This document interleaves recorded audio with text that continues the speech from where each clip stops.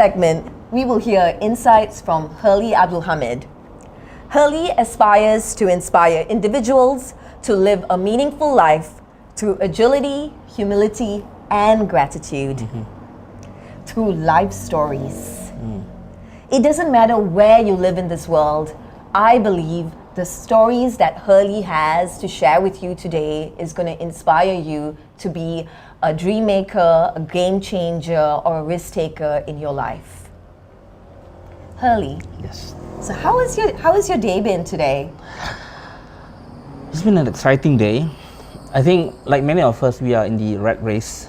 And so what happened today, I managed to come up with an idea to introduce a different way of delivering ways of working in Agile. So we are going to introduce Agile Teh Tarik, very Malaysian way. And then I'm going to introduce these to BP globally. Wow. So it's like exporting our Agile Teh Tarik. That's brilliant. Yeah. When was the time that you shifted your perspective from being like everyone else to who you are today? Yeah, I think I need to be very careful. Like, everybody else is doing okay as well. But in the world that we live today, a lot of people think about making a fortune. There was one time I remember actually in my last job, I was asked to deliver a project really, really big that I had to report to the CIO, the global CIO.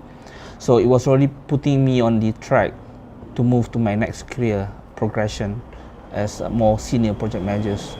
And I remember actually I was traveling to many countries. I was in Switzerland, I was in France, I was in Qatar, and I was working really hard that I had burnout. That was my first life experience of having serious burnout. And I was already thinking of writing that letter. I want to resign. There was one night I was talking to my program manager in Qatar, in Doha. I was in the hotel alley. I was telling him that I'm going to leave.